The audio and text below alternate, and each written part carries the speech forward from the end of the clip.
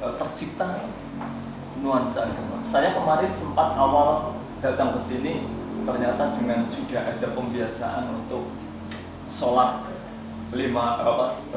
jamaah sholat ini, sungguh ini perlu untuk dilestarikan, bahkan kalau boleh bisa untuk bisa ditingkatkan. Itu yang pertama. Kemudian yang kedua, sekolah itu dikatakan sehat manakala kebersamaan itu nampak. Itu. Karena sekolah itu terdiri dari kepala sekolah, kemudian guru, tadi yang manusia-manusia itu. Bagaimana tercipta satu kebersamaan di sini? Saya yakin ketika kebersamaan tercipta, maka berat sama dipikul, ringan sama-sama kita. Jadi kebersamaan ini yang perlu kita tanamkan dalam sekolah kita itu. Kemudian yang ketiga, tercipta suatu komunikasi yang baik. Bagaimana komunikasi kepala sekolah dengan guru, kepala sekolah dengan orang tua, sekolah dengan orang tua, kemudian guru dengan siswa dan sebagainya. Ini ada suatu dalam komunikasi yang baik. Ini yang ketiga. Kemudian yang keempat, keterikatan. Tercipta suatu keterikatan yang kuat. Ketika siswa, taruhlah, sudah punya ikatan yang kuat bahwa saya itu sebagai siswa SMK, maka mereka itu di luar pun, jauh pun, itu akan merasa saya bagian dari keluarga SMK, sehingga mereka itu tidak akan pernah berbuat yang neko-neko. Ini kalau sudah tercipta satu keterikatan, tidak mungkin masa ya aku karena merasa saya itu siswa bagian dari SMK, kemudian nanti di luar sana ternyata dia itu akan, ini kan akan sebagai satu kekuatan. Kemudian yang kelima ya, yang kelima itu ada satu penghargaan. Ini penghargaan. Jangan sampai kita itu lupakan ketika anak sekecil apapun prestasi mereka, itu coba kita berikan satu penghargaan. Sekecil apapun prestasi guru atau inovatif guru, itu bisa kita jadikan. Itu jadi itu. Kemudian yang terakhir itu bagaimana demokrasi itu ditanamkan dengan kuat. Dan saya yakin Bapak Kepala Sekolah ini sudah menerapkan sikap demokrasi yang luar biasa. Segala sesuatunya senantiasa dilandaskan pada musyawarah, kemudian kesepakatan dan seterusnya. Ini 6 hal yang tentunya untuk bisa menciptakan sekolah kita menjadi sekolah yang sehat, yang nantinya unsur-unsur dari modal manusia itu sendiri akan bisa maksimal, bisa kita maksimalkan. Mungkin itu sebagai tambahan dari kami, sementara kami akhiri. Billahi taufiq wal hidayah. Assalamualaikum warahmatullahi wabarakatuh. Terima kasih Pak Saifuddin. Memang ini ada kaitannya dengan modal manusia. Tadi seperti yang oleh Buni, bahwa memang aset-aset ini nanti akan ada irisan bertemu. Apa yang dikemukakan oleh Pak Saifuddin malah sudah aset yang berikutnya nih Pak. Luar biasa. Nah, kalau kami lihat kan tadi Pak Sabdun menyampaikan sekolah yang sehat, strategis. Alhamdulillah ini sudah kita lakukan, dan itu tadi apa yang sudah kita lakukan ini dengan program Pak Sutowo dan tim dan guru-guru semua didukung oleh seluruh warga sekolah. Ya ada Asmaul Husna Pak, kita ada di pagi hari, terus sholat berjamaah, sholat zuhur berjamaah, terus membangun rumah di surga, PHBI, peringatan Hari Besar Islam, ini juga merupakan aset. Ini kalau kami melihatnya nanti di arah budaya mungkin Pak Saras, ini nanti di budaya, termasuk kebersamaan seluruh warga sekolah, ini juga nanti menjadi sebuah budaya, tercipta komunikasi yang baik, keterikatan yang kuat, penghargaan kepada seluruh warga sekolah, lalu juga demokrasi ditumbuhkan. Jadi nanti ini akan ada budaya agama, mungkin politik. Jadi politik ini bukan berarti mau pemilu, ini persiapan politik, kebijakan kepala sekolah, kebijakan cabang dinas terkait dengan hal-hal ini pun itu menjadi sebuah aset yang kami sebut dalam aset politik. Seperti itu yang di TGB semacam itu. Terima kasih Pak Saifuddin, ini sudah menjadi catatan kami juga terkait dengan aset, baik tadi ada hubungannya dengan aset manusia dan ada penambahan dengan aset yang lainnya semacam itu. Dari siswa ini kira-kira mau dilihat dari teman-temannya, ya apa ya asetnya gitu dari siswa gitu kira-kira apa ya gitu aset yang dimiliki ini. Contoh kan saya lihat semangatnya luar biasa punya siswa kegiatan pramuka sampai sore kadang-kadang. Nah misalnya kan bisa jadi sebuah aset gitu. Gimana Pak Harun? Monggo silakan Pak Harun. Terima kasih. Assalamualaikum warahmatullahi wabarakatuh. Waalaikumsalam warahmatullahi wabarakatuh. Langsung saja saya lebih berasal pada murid. Jadi kalau yang tertulis di tulisan itu kita lihat memang banyak kejuaraan tapi non akademik. Ini sedikit termasuk tahun ini tahun prestasi, tapi prestasinya hampir semuanya bidang olahraga. Non akademiknya kita belum jadi. Kalau dulu pernah ketika masih gabung di kabupaten kita ada lomba siswa berprestasi, dan itu dari segi berbagai macam segi lomba. Satu siswa lombanya ada pidato, ada mengerjakan soal dan lain sebagainya. Tapi sekarang ketika kita pindah ke provinsi belum ada, untuk tingkat kabupaten juga belum ada, jadi bisa digali lagi.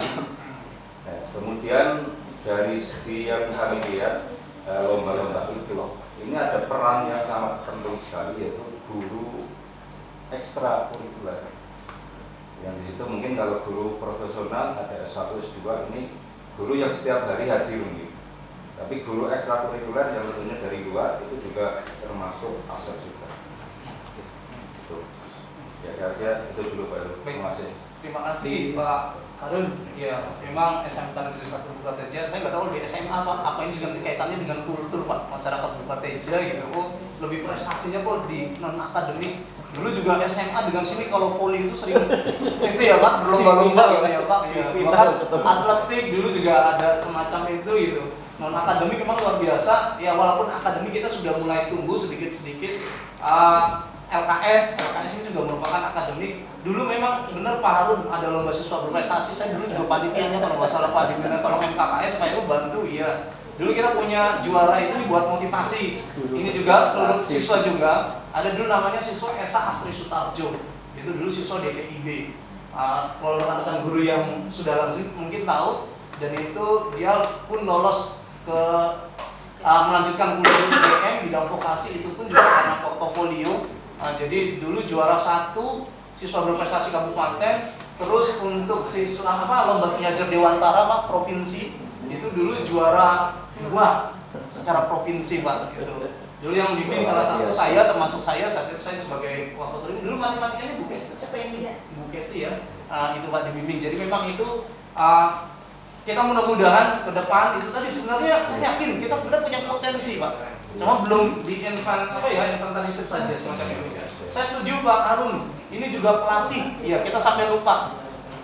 Ini saya yakin FLS 2M, Pak Wisnu itu tidak sendiri Pak.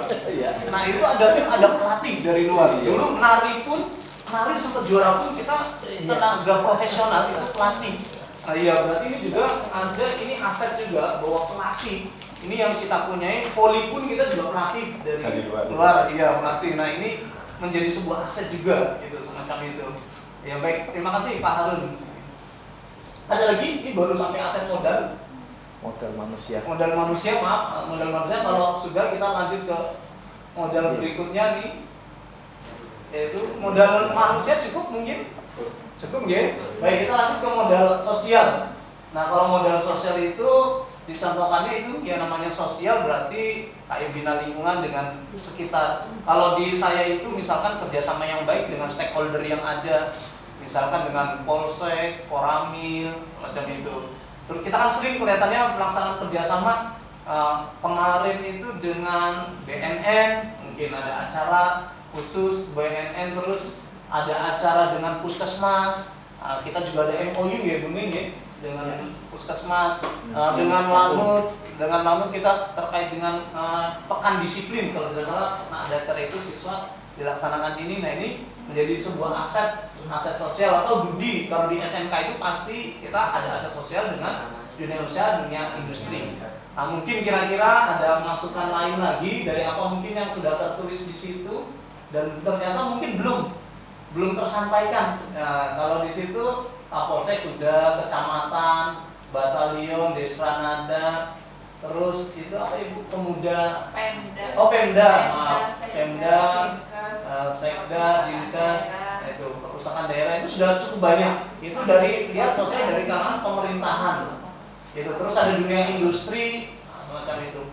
Atau mungkin ada yang belum disampaikan. Di situ juga ada ponpes ya Bu ya, pondok pesantren ya Bu ya. Karena memang di Buka Teja ini saya di tugas saya ini Pak Sarah dulu juga termasuk saya tulis ada banyak pondok pesantren di Buka Teja ini juga merupakan aset. Karena banyak yang siswa kita yang Karangmoncol, Karangjangu mau sekolahkan di sini karena orang tuanya ingin selain sekolah nyambi mondok Pak. Semacam dalam Buka Teja dengan sekelilingnya ada beberapa pondok ini juga merupakan aset semacam itu. Nah, mungkin ada tambahan dari yang lain dari Bapak Ibu atau dari siswa terkait dengan aset sosial dari apa yang mungkin belum tertuliskan di slide presentasi kami semacam itu. Monggo silakan Pak Saifuddin. Terima kasih. Yang kedua terkait dengan modal sosial kerjasama. Satu hal kalau memang bisa ditambahkan, kami juga punya BMT misalnya yang selama ini yang memanfaatkan itu SMK Ma'arif dari Bali Jeni dan juga Banjar, Wonodadi itu ya. Itu terkait biasanya mereka yang magang paling 2 bulan gitu ya. Magang. Ya.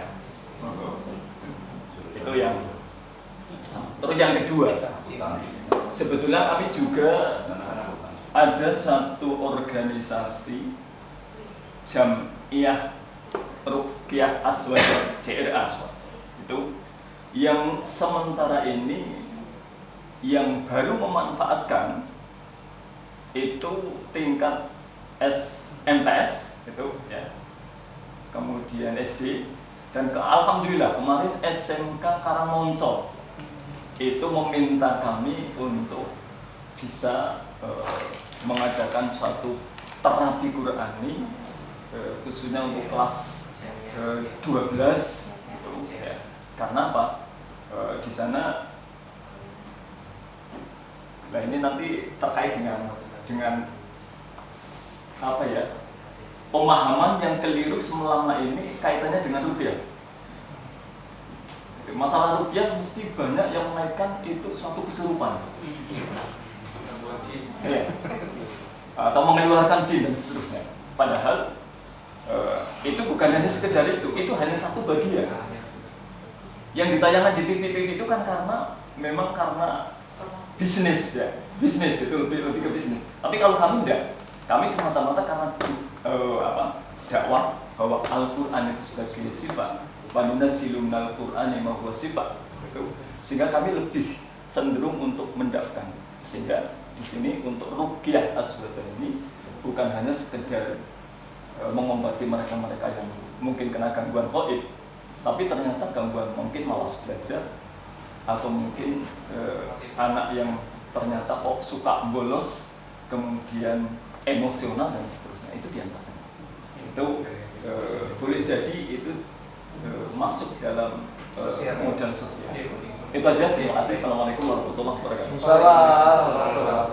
Terima kasih Pak Saifuddin. Kami diingatkan kembali nih Pak Saifuddin yang mohon maaf, kami juga pernah dulu ya ini Pak untuk bina lingkungan Pak Sutowo dulu itu kita pengajian itu rutin pernah ada ahad pagi dengan Muhammadiyah, pernah juga dengan Jam'iyah Aswaja kecamatan gitu Pak, yang Buka Teja. Terus juga ini juga masih dilakukan Pak sampai sekarang oleh Pak Sutowo. Kita mengundang tokoh agama itu dari pondok untuk jadi narasumber di dalam PHBI kami semacam itu juga memang menjadi aset sosial juga semacam itu. Terus juga tadi kemarin kita pengajian Pak pinjam terpal Pak. Dengan aswaja itu kan juga merupakan aset sosial yang kita tidak punya. Artinya kita ada saling kerjasama yang baik. Kami pun dulu sebelum ada COVID Pak, kita pinjam masjid Pak. Nah biasanya penggunaan masjid karena masjid kita mungkin kurang, kita undang orang tua siswa kita ya tadi jumlahnya kelas 12 ini hampir 600 ditambah orang tua 1.200. Saat kita ingin mengadakan doa bersama, motivasi, itu kita juga kerjasama dengan masyarakat. Ini juga diingatkan peminjaman tadi Pak Saifuddin, kita kerjasama dengan lingkungan. Tujuh Pak Saifuddin ini nanti tadi Pak Saifuddin ada BMT, terus narasumber mungkin tadi Pak Saifuddin menyampaikan ruqyah ini juga sesuatu yang baru mungkin Pak. Mungkin tidak hanya ruqyah, mungkin dari BK Bu Yayu terkait dengan apa ya? Dulu ada ISQ. Kalau ISQ mungkin lewat pada ini tidak ada ISQ-nya dikaitkan dengan pengetahuan agama semacam itu. Baik, terima kasih Pak Saifuddin ini terkait untuk yang aset atau modal sosial. Ada lagi mungkin yang lain? Bu Inar, tokoh masyarakat. Modal berikutnya.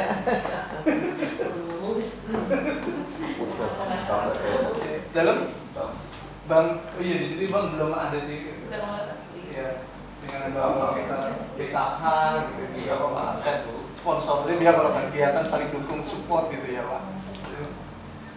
Itu Pak Heru Dalam? yang program menabung itu siswa kita kan melibatkan dengan yang Surya itu. Oh sudah Yuda gitu ya, itu aset juga artinya membantu kita ya artinya dari segi ini kerjasama dengan ini pihak perbankan mungkin Bu Ina gitu perbankan yang ada di samping. Ada lagi mungkin Bu Kesi, kamu ngomong apa?